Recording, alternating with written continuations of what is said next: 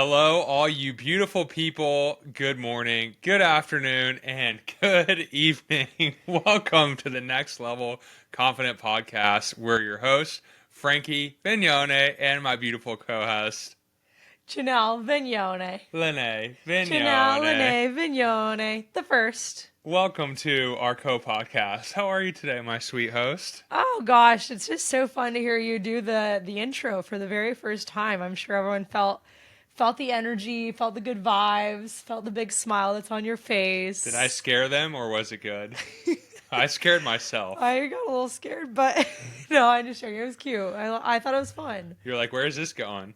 Yeah, like you came out with the energy and just like balls ablazing or whatever that term is. I I don't know. It felt was like I good. was on a newscast, It did like feel like that for a moment. Yeah. welcome to News Channel 16. I'll be your host with my beautiful co-anchor Janelle. Ooh, I could see that for us. And today's weather is cloudy with a chance of meatballs. Meatballs.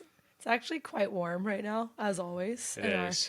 Well, we are doing the podcast in a totally different space this time. You guys, I know you're keeping up with the saga of where the podcast is being held. We are now in my office. So one of these days, I aspire to posting all of these videos on YouTube, and I do get messages sometimes like, I'd love to watch this on YouTube. And I just need to hire someone or I need to do it myself, one of the two. But you will see the background has changed and we have a beautiful pink curtain behind us because we are in my office. And the setup was actually easier this time, right? Yep, it only took 20 minutes 20 instead minutes of an instead hour. of an hour plus. So we're making progress. This is good. It's the small wins. You got to celebrate them. And also, speaking of a win, I have to share, Frankie, we had some people who left a review for the podcast. Did we not? We did.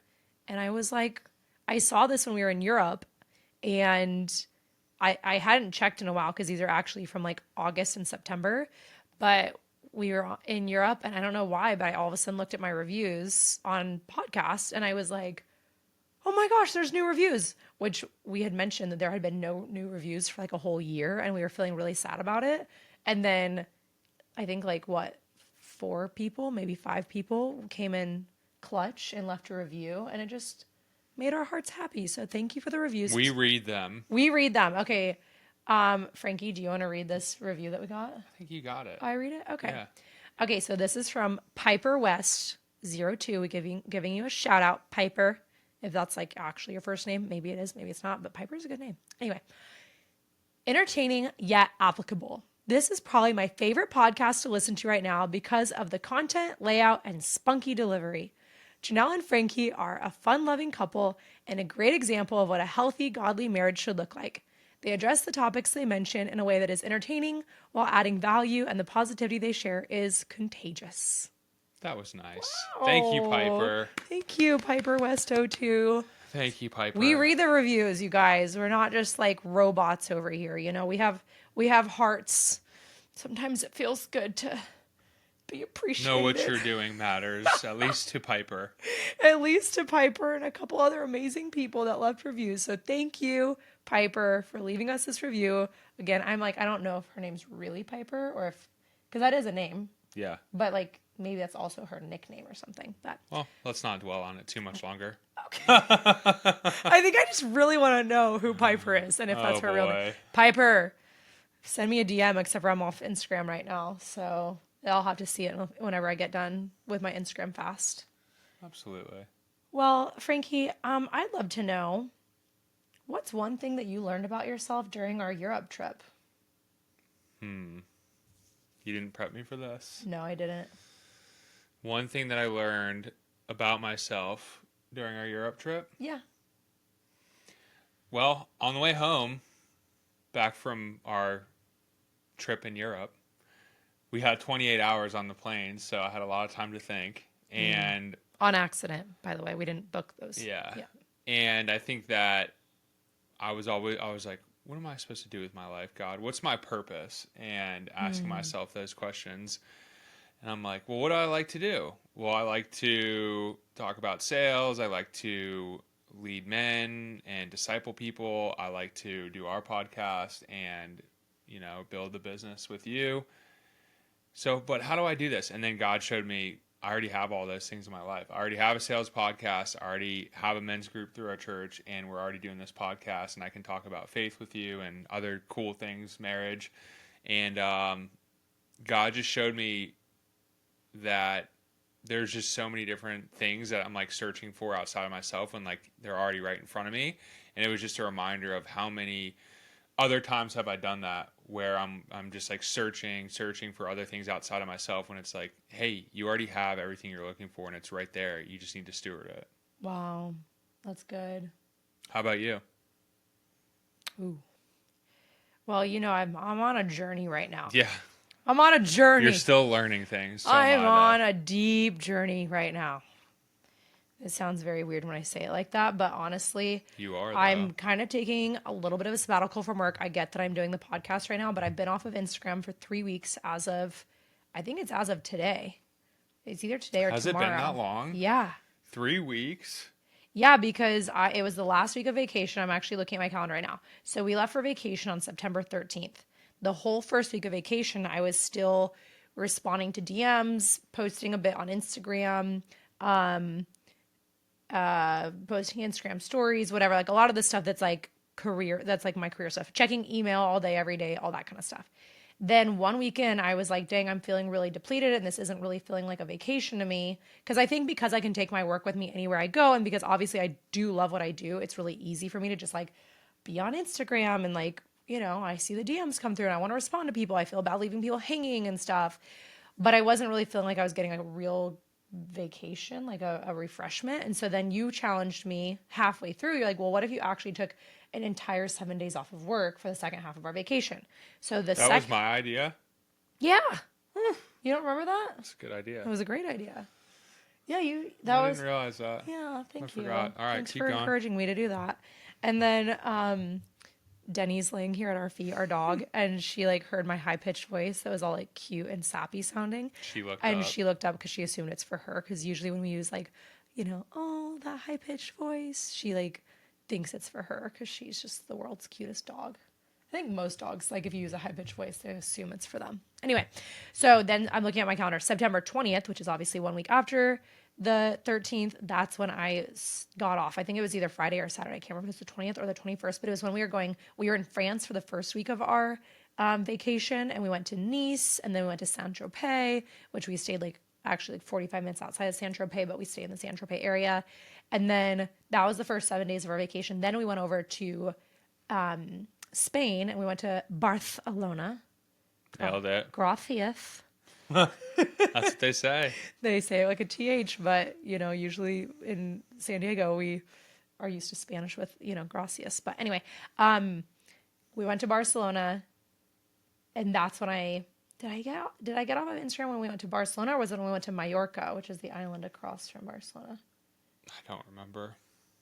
Maybe it was Mallorca, because we were in Mallorca for 4 nights and 5 days, because we did a photo shoot in Barcelona, and I think I remember thinking right after my photo shoot I would get off because I needed to DM with our photographer for the photo shoot that we did in Barcelona. So yeah, I think it was I paid her and then I got off of it. And then because I was like, okay. Oh yeah. So that would have been Saturday, because I remember we did our photo shoot on Saturday the 21st. And so that was my last day on Instagram. And then today is October 10th. So we're just shy of 3 weeks right now. So yeah. Anyway, so it's I'll have to do an entire podcast on this, if not like numerous podcasts on what I'm learning right now, being off of Instagram. And it's not just being off of Instagram, but just spending a lot of time with God. I went to a women's conference that was really powerful for me. Europe, actually, like just spending time in Europe off of work was really powerful for me. But the overall lesson that I'm learning right now is learning how to receive. Learning how to receive from you, my husband, and not having to always like be in my masculine and trying to like do everything myself, and a lot of striving and trying to like, go, all that kind of stuff. Like I hit kind of like an all-time level of exhaustion, I realized, as soon as I got off my phone. Because I think what happens, I'm pretty sure if I know science correctly, like if you just are constantly running on cortisol, it's like the cortisol just keeps like going and going and going and going and going. But what was crazy is then right when I stopped working, I actually got sick. and I was ChatGPTing this as I do all day, every day with my BFF ChatGPT. And I was like, is it like when you, what did I ask? I was like, is it a wives' tale or is it a real scientific thing that like when you are working a lot and it's a more high stress job, then when you stop working, like you get sick? And ChatGPT said that that is a real thing. It's called the letdown effect. And it's because when you have cortisol constantly pumping through your veins, you're like in fight or flight, and therefore you're not able to get sick almost. But then as soon as you actually reach rest and digest, your body is like kind of pissed at you, and so therefore you get sick. So I ended up getting kind of sick, like not horribly sick, but I got a really bad like cough and sore throat and all that kind of stuff in Mallorca right when I stopped working. So I'm not totally sure that they're related. It could have just been I something think it's related. like I could have just picked it up at the airport or something. Who knows? But I didn't get sick But at you all. didn't get sick at all, and you were working the whole trip pretty much. Yeah. And so, and also maybe you probably don't. I don't think you probably deal with the cortisol stuff maybe as much as I do. But yeah, I've just been on this journey of realizing I'm doing too much. I'm exhausted. And it's humbling for me to say that stuff because I'm just like, I see myself as someone who's very driven and productive and efficient. I can get things done and, you know, all of that. And have found way too much of my identity in that, and too much of my identity, honestly, in my career. And so, yeah, I would say the taking time off in Europe that has led to now still taking more time off and doing a little bit of work here and there, but not very much, like less than an hour a day right now. So I'm calling it my sabbatical. Is because I just can tell God is like, you're striving too much. You're trying to do too much in your own power. I want you to actually release this and surrender. And so I feel like I'm in a very, very uncomfortable season of surrender, but it also feels really good. Yeah. Like it also feels really life-giving. So yeah, I'm grateful. And It's grateful, a big lesson. grateful that you love me and support me through all of this. You're doing great, dear. Thank you. I love you. I love you. Well, and it's interesting because I actually just was talking to a client and had a client call, which I don't have very many clients. So again, I don't feel bad continuing to support my clients, but I'm not like taking on a bunch of new business kind of stuff, and I'm not getting on Instagram and posting. But I was telling her that like, I think a lot of times when you're single, you think you need to be perfect to be able to find your person. And I know this is a constant thing that I always come up with, but like, you really don't need to be perfect. Like you and I are constantly learning new things about ourselves. We're constantly growing. You don't really reach like an ending point of like growing and healing, you know? You're never perfect. Only Jesus is. Yeah. So even when you enter marriage, like Frankie, like you have days where you're like, you know, thanks for being married to me. And then there's times where I'm in that place where I'm like, I'm a hot mess. Like, Oh, yeah. Thanks for loving me even though I'm a hot mess. So I think it's just worth realizing like your hot messness really doesn't, I don't think it ever really fully goes away. Like that's why we need Jesus, you know? Marriage is a great refiner. Yeah. It is one of the best personal development tools. It is, for sure. All right, well, let's talk about what today's podcast is about. Frankie, what is today's podcast about? Well, it is about where is it on here? Right there. Right there. Okay, I'm Yeah. sorry. I was just gonna rip it, but I wanted to make sure that I did it justice. Okay, so raise your hand if you have ever seen or if you are watching the show called Nobody Wants This on Netflix. We're raising our hand over here. It's the #1 show on Netflix right now. It is, what's the date? October 2024, #1 show right now on Netflix. It is the #1 show on Netflix, yep. And it is about a Jewish rabbi who falls in love with a podcaster that is like the equivalent of the Call Her Daddy podcast, which is like, yeah, I've never watched it, so whatever. If you're listening to this, you probably don't listen to that. But anyway, maybe do, maybe don't. Yeah, the Call Her Daddy podcast, I think, is about like women's rights or like I don't even know. Like a lot of free sex and stuff. It's a lot of free spirit, sex stuff, crazy. Not recommended by us. Yeah, not like, you know, our podcast is, we've talked about abstinence and, you know, things like that. And so we're kind of not. You know where we stand. Yeah. But anyway, the podcast that this person is on in the show is about, you know, all sorts of crazy stuff. And then the rabbi and this podcast host start going on dates. I don't want to spoil it too much.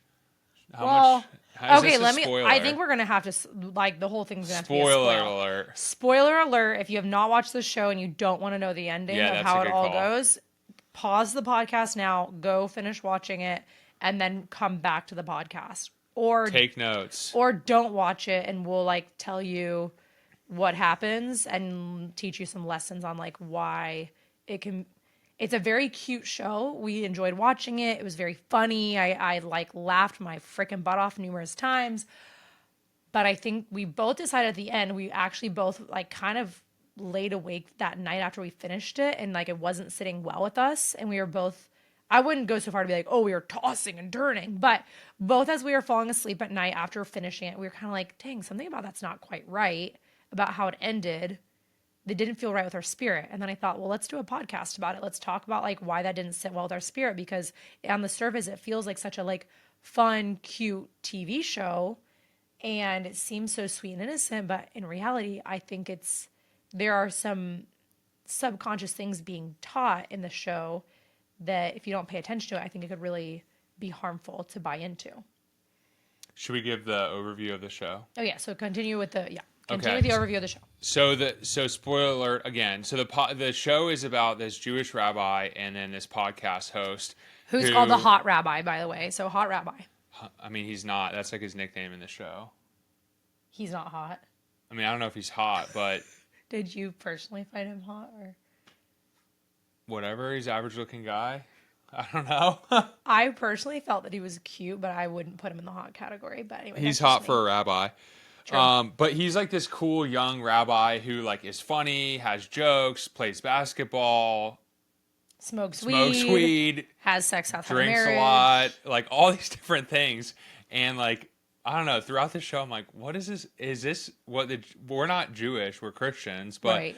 we're like, is this what the Jewish people would want represented? And then Janelle and I were thinking throughout the show, I'm like, if this guy was like a Christian pastor, is this how we'd want our Christian pastors to be represented? No. So anyway, fill in the gaps where you want to, Janelle. But the rabbi and the podcast host eventually start dating. They fall in love. The rabbi, to give you a little bit of a backstory, at the beginning of the show, he's like getting pressured by his girlfriend to who he's living with, I think, to get engaged and to get married. And then, long story short on that, they end up calling it off. And then he runs into this podcast host. I don't remember how they run into each other. They were at a mutual friend's party. A mutual friend's party. And the whole time they're showing this guy, and he's like funny, fun. Nobody knows he's a rabbi until like the last part of the episode. And anyway, as the time progresses, like they start to fall more in love. The podcast host, who is like, you know, living in the world, so to speak, is starting to go and be interested in like Judaism because her boyfriend is the rabbi. How am I doing on it? This explanation? Yeah, I think it's So she's compromising. Well, She's compromising like the things that she values, and then the Jewish rabbi is obviously again having sex, smoking weed, doing all those things. And one of his big goals, this is important to know, one of the big goals of the rabbi is to become the head rabbi within his temple. And like that's kind of brought up like as his big career aspiration. So there's this whole like balance kind of later on in the show of, well, if I date this girl who, by the way, isn't Jewish, am I going to be able to continue to rise up the ranks in Judaism and become a head rabbi? Because a lot of people, his family, his mom, other people within the temple are giving him crap and like warning him like, hey, you need to date another Jewish person. Like you can't date somebody else outside of the Jewish religion. And it's just like showing him throughout the time, like compromising with that. She's compromising on her values. What am I missing, Janelle? and then I guess to land the plane of the synopsis of what this is, so we can get into like what we're trying to teach on it. Is that, and it was a really good explanation. Is that, you know, there's kind of these like yellow flags around the religion stuff, and then at one point there's like a breaking point where basically they're like, oh, okay, this just isn't going to work because, you know, she has her podcast and that doesn't really align with being a head rabbi's wife. And then He gets offered the position of head rabbi after she says that she's willing to convert. Then people are kind of pushing back to her of like, why are you just converting to his religion just to be with him? But he has to have her convert in order for him to become the head priest, which he gets offered that position. So then, like, the final episode is basically him accepting, like, the final episode, just again, total spoiler alert. She says, yes, I will convert to being a Jew for you. Then, as soon as she says that, he goes to the head priest who's already offered him this Head rabbi. head rabbi, who wants to retire and told him that he wants to retire and that he wants the hot rabbi to take his position. And so hot rabbi goes to old man rabbi and is like literally at the same party. They're at a bat mitzvah, and at the bat mitzvah, she's like, I'm willing to convert. Then he goes to the head rabbi and he's like, yo, I'm going to take that priest job. And so he says yes to the job, and he's like riding high because his girl is going to convert. He can now be the head priest. Then she goes and has a conversation with his ex-girlfriend at the party, and the ex-girlfriend is like, do you even realize what it means to be a Jew? Like, do you even understand what it will mean, the responsibility that you will carry being the rabbi's wife? And I think she called her like Mrs. Rabbi or something like that. Like, do you realize like what that means for you? And then all of a sudden, the podcast, the cute blonde girl that is the main character, she's like, oh shoot. And she realizes like, I'm going to have to like lose a lot of my own life. So then she goes to him and says, I love you, but actually I'm not willing to convert. Well, he just accepted the job based on her conversion. So then she leaves and they're like, we're breaking up. Like, this can't work because of our religions. And then the ending of the entire show is that he comes after her and he says, you're right, I can't have both. I can't have both you and the head rabbi position. I choose you. And they make out, and it's this like glorious love story where like love won and beat everything despite all odds. And he was willing to like lay aside his desires for love. And that was the ending I honestly really didn't expect, which I guess is kind of obvious. I guess like I'm like, how I kept wondering, how are they going to end this? Because there's no way this is going to work.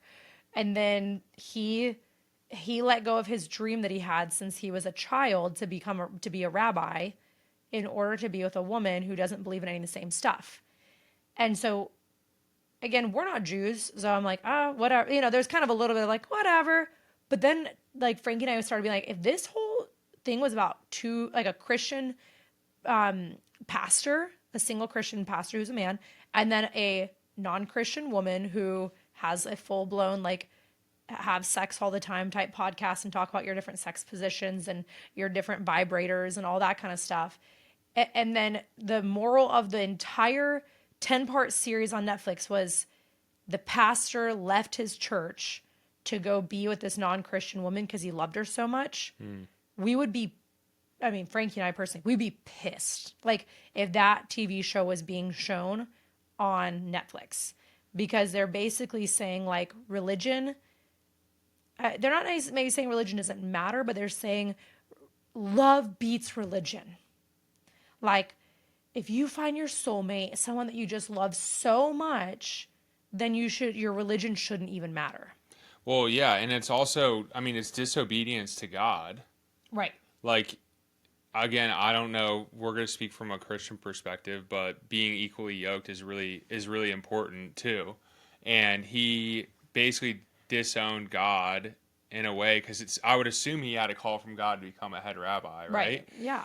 And he just threw that to the wayside for this woman, and it's like, cool, it ends, like they're making out right after she gets off the bus to leave the party, and he runs after her, and he's sweating from running a mile, and like it's dark, and it's raining, and the music is playing, and like it's this nice emotional scene, and like that's the end of the series. It's like, but then what? How does your life play out after that? Right. Like, I can only imagine the turmoil and struggles that they're going to face, and it's just like, he's going to get farther away from God.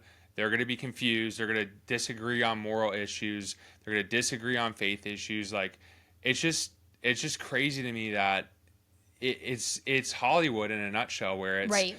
Cool. This is such a cute story. Love is great, and we can go to bed and be happy. But like, it's so funny that you and I remember the show ending. I was like, that was cute and nice, but like something's wrong here. And then I talked to you about it the next day, And I was and feeling you the same felt the same way. way. And it's just, I think it's I guess to get spiritual with it, it's like the devil's way of like subtly bringing that into mainstream media without us realizing it. And like Yep. so many people accept it. Like honestly, a year or two ago, I probably wouldn't have, maybe a little bit longer than that, I probably wouldn't have thought anything of it. I would have been like, oh, that's fine, like whatever. Yeah.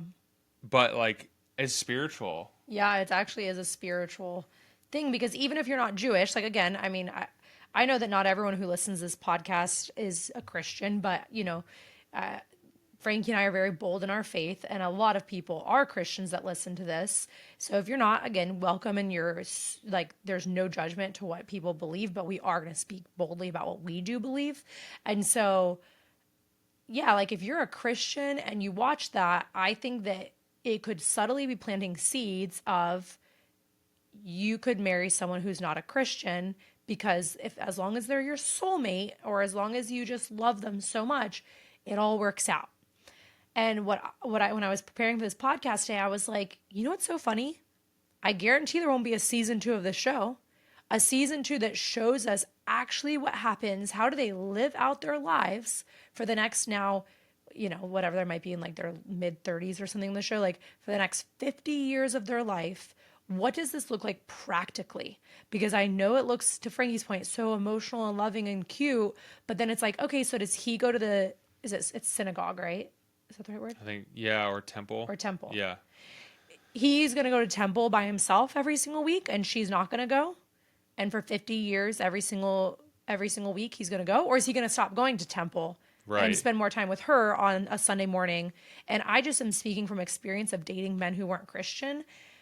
I I would try to make it work with these guys. Like sometimes they'd come with me, sometimes they wouldn't, but usually as the relationship progressed on, like, it's a kind of a pain in the ass to have to go to church every Sunday, like it's sure is nice to be able to sleep in, or it sure is nice to be able to like have the whole day open. Like, oh gosh, this takes up half of one of my entire weekend days. So then slowly but surely, like they wouldn't want to come with me anymore, or they would very sparsely come. And then they're starting to be like, do you really need to go? Like every single week, and then slowly but surely, then I'm not wanting to go as much. So like I actually like live this out. And I think if two people really don't care that much about their religion, you can obviously get married and it's probably going to be okay because like your religion is such a small little part of your life that it really doesn't impact your relationship. But if you are on fire for Jesus and you love God with all of your heart, marrying someone who doesn't even, like, let's say doesn't believe in God, doesn't believe in Jesus, doesn't believe in the Bible. I've done that. I've dated people like that. I never married anyone of those people. Thank the Lord Almighty. But it's a recipe for disaster for really for both people. It's not great. I think a lot of times as a Christian, you think, well, if they become a Christian because of dating me, then that's actually like really cool because I like helped them become religious or find Jesus or whatever words you want to use for that. But a lot of times it doesn't work out like that, unfortunately. A lot of times you can't, it's called missionary dating. I talked about this one time on Instagram and everyone was like, what's missionary dating? Missionary dating is like dating someone who's not a Christian and trying to convert them. And you think, at least for me, I thought I was doing the right thing. I thought he probably like wants to be closer to God and he probably wishes he was going to church more. He just needed an amazing woman to like bring that out of him. But it would create a lot of division. And I will say relationships take enough work as it is that you don't need to have this huge piece of your life be totally separate where you don't see eye to eye on anything in the Bible or eye to eye on anything that has to do with God. I just think it's a dangerous fine line. Yeah. And that's what the Netflix show is basically saying is that you should choose someone based on love, not based on religion. But I'm like, honestly, religion is very important, and the fact that we're trying to make it seem like religion shouldn't be so important but love should just beat it out, that might work for a couple years, but I just see those relationships generally ending in a lot of heartache and sometimes divorce because you fall in love based on these emotions and you fall in love like because it feels good to fall in love, but you're not looking at the entire picture of 50 years of someone's life, of what that looks like to actually let go of something that you really, really wanted, which would be like your faith, or like wanting them to come to faith. And so, yeah, I mean, it can end very tragically. Preach. That was good. Thank you, dear. And one thing I'll actually say, one more thing, is that like I had a woman, Frankie and I are on the ministry team at our church. So we, we're the people at the end of church when they say, if you want any prayer, come down to the front and get prayer at the altar. Frankie and I are down there. We pray over people. It's amazing. It's a huge honor that we get to do that. Out there you see all kinds of, we see all kinds of miracles. We also hear all kinds of things. And one woman, one time came down to me and shared with me that she married a non-Christian man. And I believe they'd been married, I can't remember the exact number, but let's say it was like 10 years. And she was, bawling, telling me that she just prays every day for him and wishes that he would come to faith, but that it's like the loneliest thing ever. There's a part of her that wishes she could divorce and find a man who loves Jesus, but she doesn't feel right doing that. And I mean, that's probably a whole other podcast talking about, when divorce is appropriate versus when divorce is not appropriate, things like that. But, I don't consider myself by any means an expert on anything to do with divorce. So, speak to your pastors on that. But my heart just really hurt for her, like really, really hurt. And of course we prayed over her. We prayed over her husband that he would come to know Jesus. But 10 years of going to church alone every single week and not being able to share this really big part of her life with her husband. Like, even if it was, I'm trying to think of something to compare it to, but I don't think there's anything you can really compare Jesus to. But I guess I was going to say, like, if there was like a really big part of your life that you just could never share with your spouse, and I was trying to find a similarity, but really there's no big similarity. Cause like, I was gonna say like working out, but like if one person in the marriage loves working out and then the other person in the marriage hates working out and never works out, like, I don't think that's great, but I don't think that's going to cause the like. Okay, let's say you're into like, this is such a random thing, but cars, for example, and like you want to every weekend there's like a car meetup and you want to go talk about cars with people and you just go and do it and you talk about the inner workings of the car and how to rebuild cars and how to drive cars faster and the paint of cars, and you're just like going and doing it every weekend, and your spouse isn't a part of the life, a part of that. Like, you're just speaking different languages. Yeah, and that one like could be done. Like that one, I'm looking at. I'm like, okay, well, if that husband, that's why like, there's nothing compared to nothing God. compares to it. Yeah, that's why I'm like, there's really like a lot of them. I really do believe that having a lot of similarities with your spouse is important, but you're going to have some different hobbies. Like Frankie likes to snowboard, and I do not really like the snow, and I don't really enjoy snow sports whatsoever. I go to the spa when he does that, so there's a big difference. So I'm sitting here, I'm thinking, oh man, like that's too. I remember when we were dating, I was like, is that too big of a difference that he likes to snowboard and I don't? Because I wanted so many similarities with my husband that we could do a lot of things together. But of course, there's going to be some things that your spouse likes to do that you don't like to do, that you just disagree on. Like Frankie loves Ironmans. I never want to do an Ironman in my life. That's okay. We can agree to disagree on the importance of Ironmans or whatever. Or I can support him in his Ironman thing, and he can support me in my like going to the spa thing, or like doing fashion stuff or whatever, hanging out with friends. But it's like, I can't even compare that to Jesus and faith, because if Frankie just supported my faith and was like, oh, that's so cool that you go to church every Sunday, and he's like, go for it. And he was even just like the most supportive man in the world of me reading my Bible in the mornings, me worshiping Jesus and with worship music in my car. I dated guys who were supportive of faith. But there's something so different about someone who is falling in love with Jesus alongside of you. Yeah. It can't even, I don't even fully know. Well, you have an obligation as a spouse to not let whoever you're married to like stay at that same level and stay at their same faith. Like, you have an obligation to help them grow deeper in a relationship with Christ, to minister to them, to pray for them, to help build them up. Otherwise, it's just you're speaking two different languages, and it's not even you're on the same page. Because if you truly put God above everything else in your life, above finances, above your own desires, above your hobbies and your interests, and like, you kind of nailed it, where until you're all in for Jesus and for God and like being obedient, it doesn't really make sense. Like, why would I go spend half my weekend at church. Right. I remember when I was Such a disruption. getting saved, I remember like the pastors would say that, it should be an obligation to get there and it should be a joy to do it, and living Wait, obligation? Isn't that a bad thing? not a, not a, Wait, that should be an maybe, I don't obligation. know, what's a better word than obligation? An I think of honor? obligation. Yeah, it should be an honor to be there, but an obligation to me feels like cleaning the bathroom or something, like something just crappy. Well, obligation, obedience, kind of the same thing. Okay. But I think it should be like, I mean, it won't always probably feel joyful to wake up on a Sunday and go. Like, sometimes you're going to be like, dang, I really don't want to go to church. Way rather sleep in. And obviously, we're not saying like, oh, you can't ever miss church or else you're a bad Christian. Like, of course, there's going to be times where you're going to miss church. Maybe you need to catch up on your rest or Okay, that's whatever. not the point. But I know, I just want to say that as a side. Yeah. We're not trying to be like religious Christians that are like, you can't ever miss church.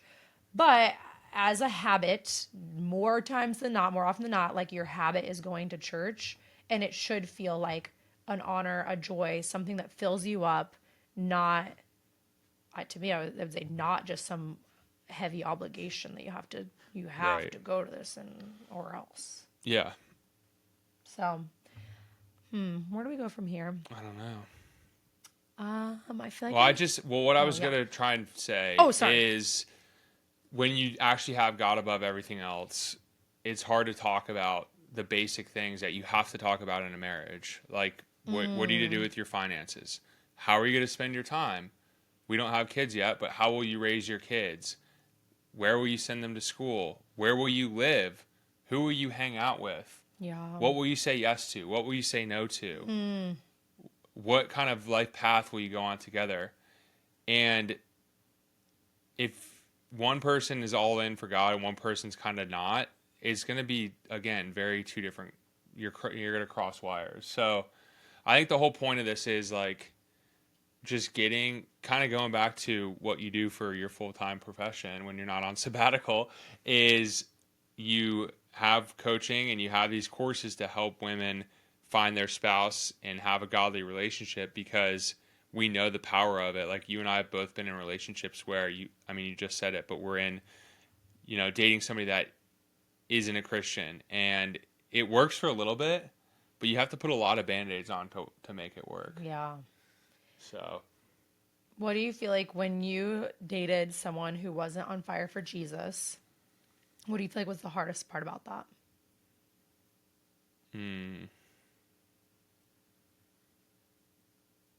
What was the hardest part about dating somebody that wasn't a Christian? I think just planning out your future and your vision, like just having different visions for life. Like, my biggest desire, because before you and I dated, I had only been a Christian for a year or so, like back saved again, born again. Because you were Catholic. I was Catholic, up, yeah. Which some Catholics are very devout in their faith. Yeah, but for me, for you were not. So I think for me, it was when I was starting to talk about the future with them, like faith was a very big part of that conversation, and it wasn't for them. So it was like, I want Jesus to be the top priority in my life. And I be honest, like, it wasn't there because I was still working through stuff. But when I would talk to them, it would be like, what are you talking about? That doesn't make any sense. Yeah. How about you? I think, like, for me, it's, I was raised in a Christian home. My dad was like a pastor for college students. So I would consider myself a Christian my whole life. I mean, I got baptized when I was like 12 or 13. I gave my life to Jesus like 15 times growing up because I literally like kept thinking I like hadn't done it well enough. So like every year at church camp, I would like raise my hand and like rededicate my life to Jesus. And I didn't know I could like, that I had already done it. And I was just about like walking it out at that point. But I had a lot of years where even though I believed in Jesus, I believed that Jesus was the Son of God. I believed he died on the cross for my sins. So I would consider myself a Christian, but I wasn't really living it out. I was partying a lot. I was, talking to a lot of guys and doing stuff with different guys. And, I just was not living out like my faith. And I wasn't, I guess, purity in numerous standpoints. I don't even just mean like sexual purity. I just feel like I was really off track. So all that goes to say, during that time, a lot of times I'd still go to church. That's like what was hard, is like I'd be going to church maybe somewhat sporadically, sometimes more often than not. But I was still like partying really hard on the weekends, still like seeking a lot of validation from men. And it was kind of weird because it was like, I really did believe in Jesus. I really did consider myself a Christian. But when I looked at my life didn't really look all too differently from people around me who were not Christians. And all that goes to say, so when I would date guys, I knew I wanted to marry a Christian, but I think I had this belief that was like, most Christian guys are like super lame and not cool. So I think I was like, and I've shared this before, but I had this belief I could either marry a Christian guy who was like really nerdy and really probably like not very attractive and probably like extremely basic. Like we probably couldn't even go out and get drinks together, but at least he loves Jesus. Or I thought, he's going to be like really hot and we'll be like best friends and like we'll have all this chemistry, but he won't be a Christian. And I did date those two different guys a lot of times because I had that belief. And I hear women all the time, Christian women, saying, I don't think there's any hot Christian guys. I don't think there's any good looking Christian guys and stuff. And that's just, it's not true. There's hot Christian guys out there. There's hot non-Christian guys out there. Like there's, nerdier non-Christian guys. There's nerdier Christian guys. Like, so whatever you like. Yeah, whatever you like, whatever your thing, or like maybe you'll get someone who's a little bit nerdy but also really hot, like I did. Am I nerdy? I'm not nerdy. A little bit. I'm dorky. Dorky, that's a not nerdy. Yeah, you're not nerdy, you're dorky. Good point. I don't like computers. Yeah, I guess. Yeah, I think when I think of your Patagonia outfits, I think that's like kind of nerdy, but dorky is a much, much better word. I think that's just your perception. It's very cool in Denver. True. Anyway, I digress on that. But all this goes to say, that is a limiting belief. And I was going to say something else. That's a limiting belief. But when I try to date guys, because I dated those two different type of guys. There we go. I dated those two different type of guys. And a lot of times I would tend more towards the type of guy who was hot, chemistry. We have this great time together. But he's not a Christian, or maybe he goes to church like he's a creaster. Those are like the Christians that go on Christmas and Easter. And I'm like, oh, okay, cool. Now I can get him like plugged into the church and he can start coming to Bible study with me and like that kind of stuff. And it just never went well for me. And I feel like there was more I was going to say on that, but I keep losing my train of thought. But it never went well for me, and I don't recommend it because it's not really fair to either party, actually. When it comes down to it, it's kind of unfair for both because I'm wanting to change him and hoping he becomes a Christian.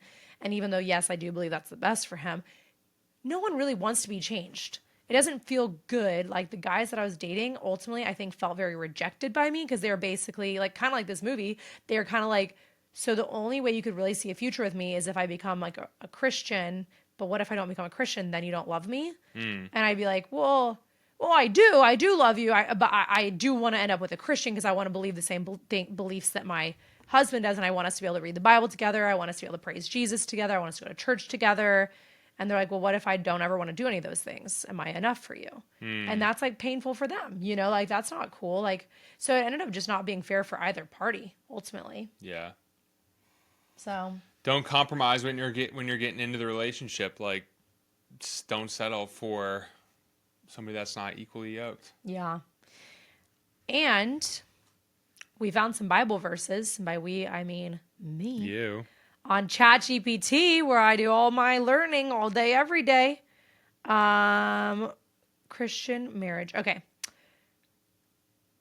Oh, well, actually, I tried to find this statistic because I have heard a quote before in church that was something about like, if a man is a Christian and he marries a non-Christian woman, that there's a higher likelihood that the wife and the family will become Christians versus there's a lower likelihood if you're a Christian woman and you marry a non-Christian man, then your husband is likely to not become a Christian and the kids are likely to follow their father's footsteps. I could not find exact statistics, but ChatGPT did confirm that there are studies that show that it says Research indicates that when a Christian man marries a non-Christian, the likelihood of his wife and family becoming Christian is generally higher compared to the reverse scenario. This is tied to traditional gender roles where men is often seen as spiritual leaders in the home, influencing the faith practices of their family. However, it's not a guarantee, and many factors can influence these outcomes. So yeah, you really can't guarantee either way that someone's going to become a Christian or not when you start dating them. It's not really fair to assume that, but if you were to assume that it could work, it would be a better scenario for the man to be a Christian and the woman not to. But you Don't tried play that. those odds. You tried that and that didn't even work. So No. we're still not even saying that that's a good idea. So Nope. where is my Bible verses about being equally yoked? Did you put them in the notes? Consequences of the fall, chronic stress, physical effects. This is my ChatGPT. Understanding Corsophony, chocolate cravings during periods. Yikes. I cannot. Marriage flaws, discussion ideas. Dang. Okay. Well, I'm just going to ask ChatGPT right now then. What Bible verses are about being equally It's Corinthians something. Okay, ChatGPT is going to tell us. You're right. 2 Corinthians 6:14. Do not be yoked together with unbelievers. For what do righteous and wickedness have in common? Or what fellowship can light have with darkness? Amos 3:3. Do two walk together unless they have agreed to do so? That one feels a little more up for interpretation. This one's also up for interpretation, I feel, though. 1 Corinthians 15:33. Do not be misled. Bad company corrupts good character. And I don't think it's fair to say if you're not a Christian, you're bad company necessarily. But I will say that whenever I dated non-Christians, I was more likely to stop going to church. The guys generally, I started to tilt more their direction more than they were tilting my direction. Same with purity. I was more tilting their direction and doing things than they were tilting my direction of being yeah, that's a great idea. Let's be more abstinent. That sounds like a wonderful idea. I love the idea of not getting off. So Dang, I just found this crazy article. I can't read it because it's 20 pages long, but the title says, "The damning consequences of being unequally yoked." Oh, shnikes. It sounds crazy. Is that what the title of our podcast should be? I don't know, maybe. Just joking. I mean, I'm not that aggressive. It's pretty crazy.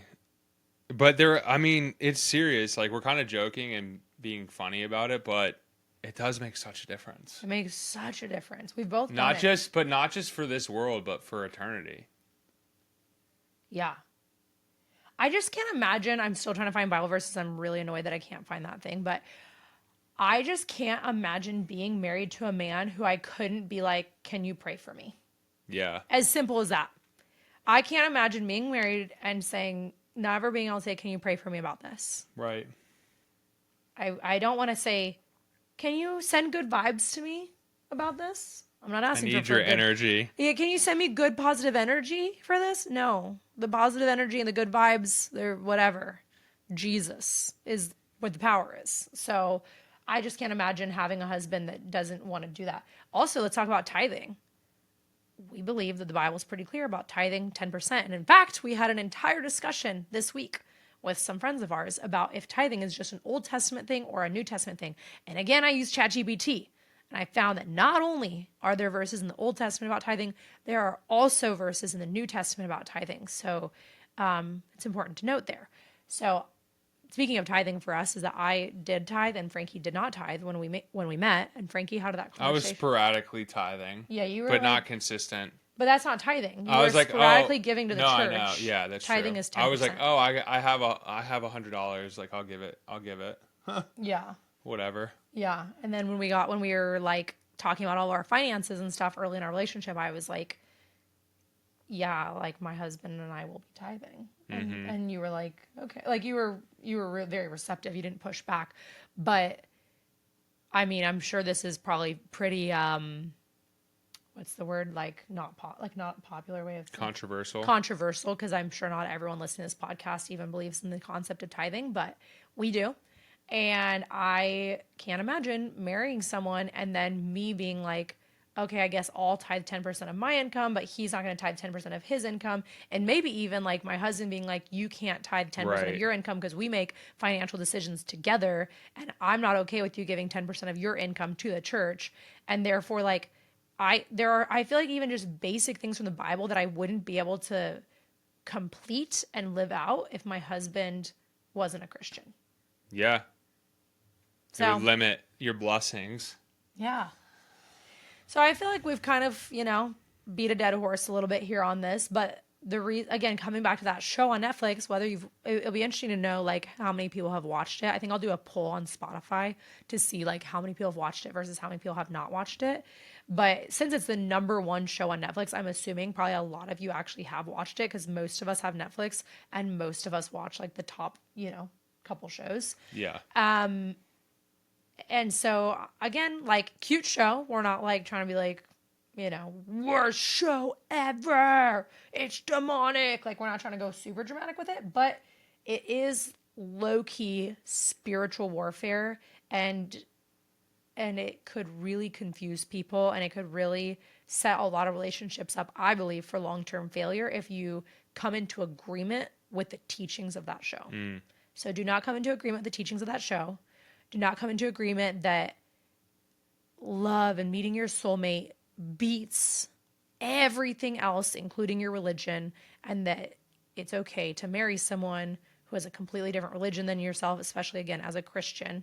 And if God is actually important to you, then you will want to marry someone who God is important to them as well. And one more thing on that is that like if you're looking for your husband and like this is something I had a kind of a wake up of this myself, and I certainly was still on the journey when I met Frankie, but like I would always say I wanted to be with a strong Christian guy, but then I look at my own life and here I am partying on the weekends a bunch, like getting super drunk, like there's times in there where I'm getting drunk and high and doing things with guys and talking to lots of like I was just doing all of these things that I remember having this moment where I'm like, would my future husband be doing those things? And I'm like, I don't envision my future husband doing any of that stuff. I envision my future husband being like a guy who, goes to breweries on the weekends and has a couple beers or whatever, but he's not getting super drunk and he's not getting drunk and high and twisted and he's not, like making out with random girls at parties and stuff like that. Like I started to realize like here I was doing some of these things that I never would want my future husband doing. And I had to start to live my life in a way. And really, ultimately, like, let's be honest, it should be for God and for yourself. Like, but if that can't be a big enough motivator, like it should be a motivator to think like you're going to attract someone who's living a life similar to how you're living. And so if you're doing those things, it's really no surprise that I continue to attract guys who also weren't on fire for Jesus, because was my life really on fire for Jesus? Was I really aligning on these things? And so, yeah, like maybe the hot rabbi, maybe if he was not having sex outside of marriage and maybe if he wasn't smoking weed and doing all these things that the world is saying these are all totally fine things to do, even if you're a rabbi or a priest or whatever, like you can do whatever you want. You don't have to look different than the world. You can look the exact same as the world. If he maybe was making some different choices, then maybe he would have attracted a different type of woman. But because his life looked absolutely no differently than any other person on planet Earth, no wonder he attracted someone who is not of the same faith as him. Yeah. So that's the importance of us implementing this stuff on ourselves first and foremost, and from there attracting our husband or or wife if you're a guy listening, based from a place of like us doing this first and foremost because of our relationship with God and because of wanting to live a righteous and pure and holy life. And then you meet your person and they're going to be on that same journey as you. So look at the log in your own eye before finding the speck in that guy's eye. Well said. Thank you, sweetheart. Good job. Wonderful. That was great. Okay. Well, What time Should we is land it? the plane? I think it's time to land the plane. All right. I feel like today's podcast was a little heavier than some others, huh? Yeah, but I feel like it needed to be said. Did it need to be said? Did it feel like a loving spanking, you think, for people? It did. We went there. We went there. Thanks for listening. And if you have any questions, I usually say DM me, but I'm off of Instagram right now, so send me an email. I will attach my email down below. I'm open to receiving emails with questions and thoughts. Open to getting emails with podcast topic ideas for the future. And thank you for spending time with us. I hope that I was gonna say I hope today encouraged you. Do you think today was encouraging? Yeah. Or was it just like depressing? I don't know. It was encouraging. Feels heavy. It was encouraging. It was great. Okay. Yeah. Well, we pray. Thanks for listening. It was so fun. Oh yeah, thank you for listening. As long as we use like a high pitched Right. voice. Thank you for listening. Thanks for being here. We really appreciate No, you. it was good, but it needed to be said. Need to be said. So, thanks for being here for the realness, the straightforwardness, and we love you guys. And if you want to leave us a podcast review, you know we love them too. Okay, time to land the plane. Love you guys. Have a great rest of your day. Peace. Adios.